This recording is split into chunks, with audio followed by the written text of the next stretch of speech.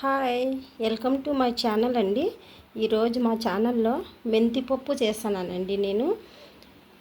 ఇది మా కడప స్టైల్ అండి. పప్పు మెంతులతో ఎక్కువ చేసుకుంటాము. ఇదైతే మాకు చాలా ఇష్టం. మీకు కానీ నచ్చితే ఫ్రెండ్ ట్రై చేయండి, నచ్చుతుందని అనుకుంటున్నా ఫ్రెండ్స్. చూడండి, ఐటమ్స్ అన్నీ మీకు తెలియాలని క్లియర్గా పెట్టిన. ఫస్ట్ పప్పు కందిపప్పు కడుక్కొని శుభ్రంగా పెట్టుకోవాలి. మళ్ళా మెంతులు, ఇవి పసుపు, జీలకర్ర, టమాటాలు, వట్టి మిరపకాయలతోనే చేయాలండి. ఇవి పచ్చిమిరపకాయలు అయితే వేయకూడదు. ఇంకా ఆవాలు, ఆనియన్స్, గార్లిక్, కొత్తిమీర, చింతపండు, కరివేపాకు ఇవన్నీ రెడీ చేసి పెట్టినానండి. ఎందుకంటే క్లియర్గా అర్థం అవ్వాలి కదా. వీడియో కీప్ చేయకుండా నీట్గా చూడండి, మీకు కూడా అర్థమవుతుంది. మీకు నచ్చితే చేసుకొని టేస్ట్ చూసి మాకు ఒక లైక్ అయితే కొట్టండి. ఇంకా వాటర్ తగినంత అండి, మీ టేస్ట్ని బట్టి వేసుకోవచ్చు. పులుపు కానీ కారం కానీ ఇంతని క్వాంటిటీ అని ఏమి లేదండి, మీ ఇష్టాన్ని బట్టి ఉంటుంది.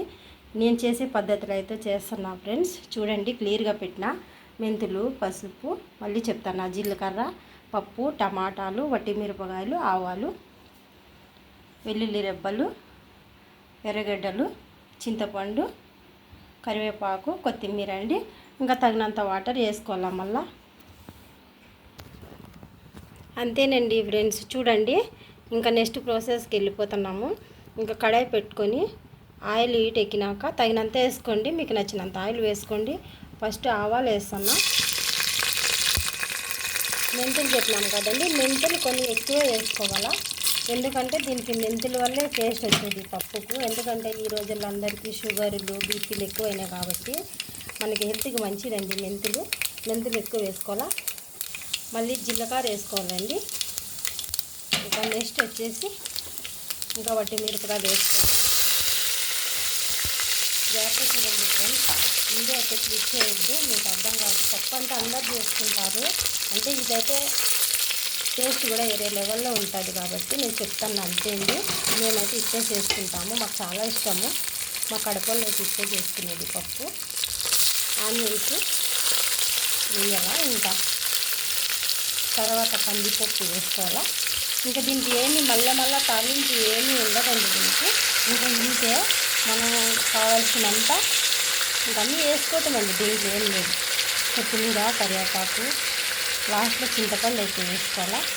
అన్నీ తాలింపు వేసుకొని, నేను ఉప్పు చెప్పలేదు ఫ్రెండ్స్, మర్చిపోయినా.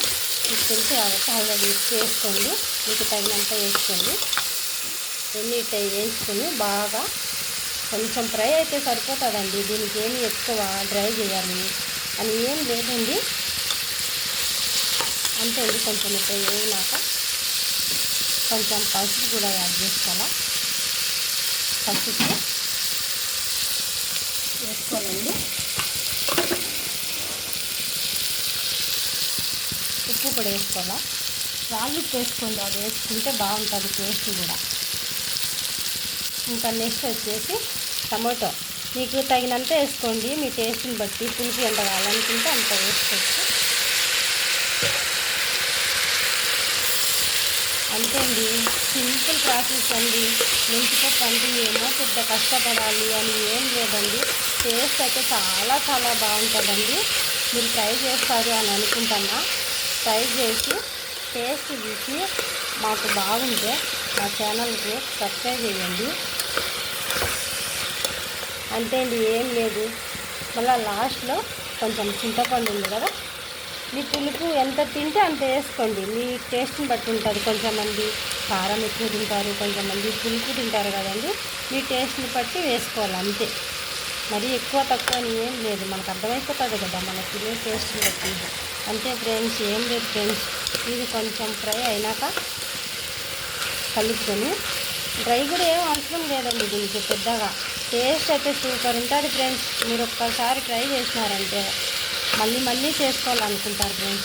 మాకైతే బాగుంటుంది ఫ్రెండ్స్, అందుకే చెప్తాంట. అంతే ఫ్రెండ్స్, ఏం లేదు ఫ్రెండ్స్, సింపుల్ ప్రాసెస్ అయిపోయిందంతే.